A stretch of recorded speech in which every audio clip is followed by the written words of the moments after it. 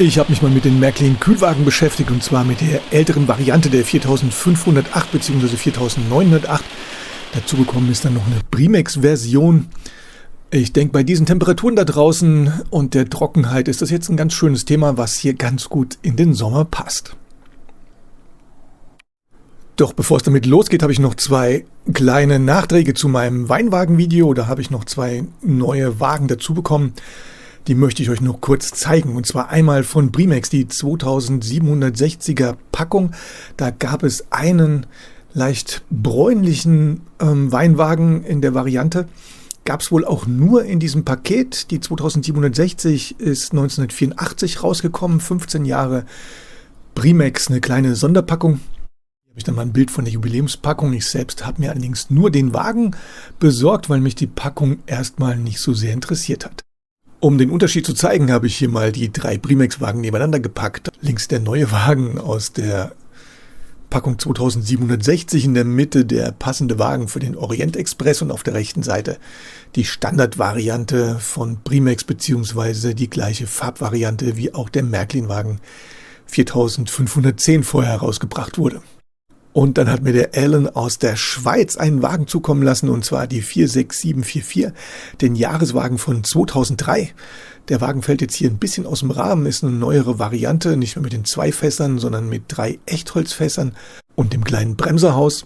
Ist für mich eine unheimlich schöne Ergänzung zu meinem kleinen Weinwagenzug. Die neueren Varianten der Weinwagen mit den etwas größeren Fässern und dem Bremserhaus gefallen mir ehrlich gesagt nicht so sehr, weil die großen Fässer mir einfach zu klobig wirken, und deswegen freue ich mich hier ganz besonders über diesen kleinen Wagen hier als Zusatz, der jetzt erstmal meinen Zug komplettiert.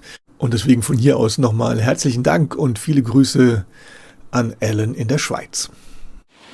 Und damit kommen wir zum eigentlichen Thema von dem Video, und zwar zu den Kühlwagen, die 4508 bzw. die Bausatzvariante 4908. Ich habe versucht, das einigermaßen zusammenzubekommen, aber nagelt mich hier bitte nicht fest. Es ist unheimlich schwierig bei diesen Wagen. Die Informationen sind hier gestreut. Habe hier 2, 3 Quellen im Internet gefunden, plus den Colt-Katalog. Aber es widerspricht sich alles ein bisschen. Der eine bezeichnet einen bestimmten Wagen als 3. Version, der andere bezeichnet den gleichen Wagen dann als 6. Variante. Deswegen bin ich nicht ganz sicher. Ich versuche, die Jahreszeiten zusammenzubekommen, um die Reihenfolge einzuhalten. Wenn irgendjemand mehr Informationen hat, schreibt es mir bitte in die Kommentare und ich ergänze das dann gerne. Gibt wahrscheinlich auch noch die eine oder andere Variante, die ich hier nicht aufführe, weil ich sie auch noch nicht habe. Aber ich hoffe, dass das so einigermaßen hinkommt.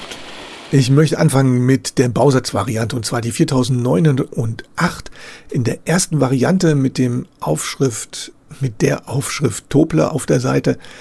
Wurde gebaut von 1958 bis 1959. Die Bausatzwagen wieder unten zu erkennen an den Stiften in den Kupplungen bzw. an den nicht abgeschnittenen Splinten der Halterung. Hier nochmal ein Katalogbild von der ersten Variante. Bei der zweiten Variante wurde dann der Schriftzug Tobler ersetzt durch den Schriftzug Kühlwagen. Diese Variante habe ich leider auch nicht, deswegen hier einfach nochmal ein Katalogbild von 1960 müsste das sein. Ich habe da eine Variante gefunden, die komplett in weiß war, nur das Gattungsschild war hier schwarz gedruckt, dachte ich. Und habe noch eine 3. Variante gefunden, und diese ist dann komplett weiß gewesen. Es stellt sich allerdings dann im Endeffekt heraus, dass bei den Bausatzwagen weder die Gattungsschilder gedruckt waren, noch diese Aufschriften von Kühlwagen bzw. von Tobler, was ihr hier sehen könnt. Und das bedeutet dann, dass egal welche Variante mit dem Tobler-Schriftzug, der Wagen in weiß, nur das Gattungsschild schwarz bzw. auch die Variante komplett in weiß. Es handelt sich eigentlich immer um genau den gleichen Wagen. Es wurden einfach von demjenigen, der ihn zusammengebastelt hat, nachher nur die Aufschriften nicht aufgebracht, beziehungsweise das Gattungsschild oder der Kühlwagenschriftzug einfach vergessen. Vielleicht war es auch zu schwierig aufzubringen. Und es gibt wohl aus der Zeit von 1958 bis 1967 nur diese beiden Varianten des Bausatzwagens, egal welche Aufschriftvariante hier außen angebracht wurde oder nicht vorhanden ist. Dann kommen wir zur eigentlichen 4508. Hier ist die erste Variante mit der roten Aufschrift Kühlwagen ist zu erkennen an den Stummelachsen, wurde gebaut von 1951 bis 1954. Hier nochmal die Frontansicht und die passende Packung dazu und bei diesen Modellen wurden dann auch hier vorne diese Bremszeichen an den Ecken bis auf die Stirnseiten bedruckt. Hier haben wir dann die zweite Variante des Wagens, gebaut von 1955 bis 1957. Der Aufdruck ist gleich geblieben, mittlerweile haben sich allerdings die Achsen geändert. Und hier auf der linken Seite seht ihr die neuere Variante. Ich hoffe, man kann das einigermaßen erkennen. Dann sind diese Nadelachsen, da guckt praktisch der kleine Stumpf durch die Achsaufnahme raus. Und auf der rechten Seite die ältere Variante mit den Stummelachsen. Und hier sind die Achsenden sozusagen noch durch die Achsaufnahme abgedeckt. Ich hoffe, man kann das einigermaßen erkennen, denn das ist der einzige Unterschied, den ich bei den beiden Wagen jetzt hier gefunden habe. Dann kommen wir zur nächsten Variante, und zwar gebaut von 1957 bis 1958. Der rote Schriftzug wurde jetzt ersetzt durch den kleinen schwarzen, und die Besonderheit von diesem 57-58 gebauten Modell ist, dass der Kühlwagenschriftzug auf der rechten Seite aufgeklebt ist. Das hat sich dann in der nächsten Variante wieder geändert, und zwar wurde der Kühlwagenschriftzug jetzt auf der linken Seite angebracht, und diese Version wurde gebaut von 1959 bis 1967. Und das Dach ist dann in dieser Version hier komplett weiß. Ob das durchgängig die ganzen Jahre so war, kann ich jetzt nicht sagen. Bei meinem ist es so. Vorher hatten wir ein leicht angekrautes Dach oben.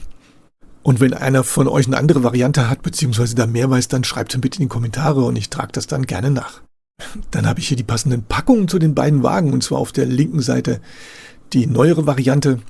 Hat auch unten auf der Packung das entsprechende Bild, und auf der rechten Seite die ältere Variante mit dem roten Kühlwagenschriftzug hat dann auch das entsprechende Bild auf der Packung außen drauf. Meine 57-58er Version mit dem Kühlwagenschriftzug auf der rechten Seite wurde mir in der Packung geliefert, hier mit dem Kühlwagenschriftzug in der roten Variante. Da würde mich jetzt interessieren, wenn irgendjemand hier Bescheid weiß, ob es einen passenden Karton gab für die Variante, die den Kühlwagenschriftzug auf der rechten Seite hatte, dann würde mich das sehr interessieren. Es ist aber auch durchaus möglich, dass Märklin hingegangen ist und hat diesen Wagen, der ja nur ein Jahr in dieser Variante produziert wird, einfach in der alten Packung ausgeliefert. Das wurde später ja bei anderen Wagen auch so gemacht, beziehungsweise gerade bei den vierachsigen Tankwagen, die rauskamen, gibt es diverse Varianten, die einfach in der alten Packung beziehungsweise mit dem Aufdruck der alten Mineralölgesellschaft ausgeliefert wurden, und nur auf der Stirnseite wurde dann die Nummer geändert. Deswegen wäre es schön, wenn hier jemand mehr weiß. Würde mich interessieren, ob es da für eine Originalpackung gab und ich einfach mal wieder nur die falsche Packung bekommen habe. Dann gab es parallel dazu auch Ausführungen, wo der Kühlwagenschriftzug komplett weggelassen wurde. Das sind wohl dann die Varianten, die in den Anfangspackungen ausgeliefert wurden. Das heißt, bei diesen Varianten ist nicht der Schriftzug abgeblättert oder wurde vergessen aufzukleben, sondern wohl ganz bewusst von Märklin der Kühlwagenschriftzug weggelassen, vielleicht um ihn in den Anfangspackungen kenntlich zu machen. Und es handelt sich jetzt hier wohl um keine anderen Jahrgänge, sondern diese Wagen wurden im Grunde genommen parallel ohne den Schriftzug Kühlwagen produziert. Dann kommen wir zur nächsten Version, und zwar ist das die Variante von 1968 bis 1975. Wir haben wieder ein dunkles Dach oben. Das Gattungsschild hier wurde wohl gedruckt, und ihr könnt sehen, dass das Gattungsschild hier im Verhältnis zu dem vorgehenden Wagen hier auch geändert hat. Und hier habe ich dann die beiden Wagenvarianten nebeneinander, und dann könnt ihr sehen, dass auf der linken Seite in der neueren Variante das Bremszeichen nur auf der Seite bedruckt war, und auf der Stirnseite ist der Wagen komplett weiß geblieben. Bei der alten Variante ist das Bremszeichen hier komplett gedruckt. Ich habe hier die entsprechenden Packungen drunter, und interessanterweise seht ihr bei der blauen Packung, dass das Bild hier auch komplett gedruckte Bremszeichen hat. Und das weicht dann oben von der Variante des Wagens ab. Hier bin ich auch nicht sicher, ob ich die richtige Packung habe oder ob Märklin einfach wieder nur die alten Bilder verwendet hat. Denn die Gattungsschilder auf den beiden Fotos sind nämlich hier auch gleich geblieben. Deswegen ist durchaus möglich, dass hier einfach das alte Bild verwendet wurde. Und jetzt kommen wir zu der Primex-Variante der Kühlwagen. Das ist die 4543. Ich habe die zweite Variante von 1977 und 78 gebaut. Da haben wir hier den Kühlwagen-Schriftzug auf der Seite drauf. Ich habe euch hier ein Katalogbild aus dem 76er Katalog rausgezogen. Das ist die erste Variante. Da hat Märklin auf das Kühlwagenschild noch verzichtet. Und hier ein Bild aus dem 77er, 78er Katalog. Die gleiche Variante wie meiner. Und da haben wir den Kühlwagenschriftzug dann drauf bekommen. Die Variante von Brimex gefällt mir ehrlich gesagt ganz gut, weil mir dieser Wagentyp eigentlich ganz gut gefällt. Und zwar gibt es da noch diesen Bananenwagen, die 4544, hier in der zweiten Variante auf der linken Seite und in der Mitte den Basiswagen sozusagen, die 4542 in der ersten Variante, beziehungsweise von Märklin die Ursprungsvariante, die es früher gab, die 4505. Deswegen werde ich auch versuchen, den zweiten Kühlwagen noch zu bekommen, ohne den Kühlwagenschriftzug. Aber da muss ich erstmal sehen, wo ich den herbekomme. Und damit bin ich durch mit den Kühlwagen 4508 bzw. der Brimex-Variante 4543. Eigentlich ein ganz unscheinbarer Wagen, aber macht sich unheimlich gut, finde ich, auf der Anlage. Sind für mich genau wie die Bananenwagen, von denen kann man eigentlich nie genug haben. Ich werde versuchen, die eine oder andere Variante mir noch zu besorgen.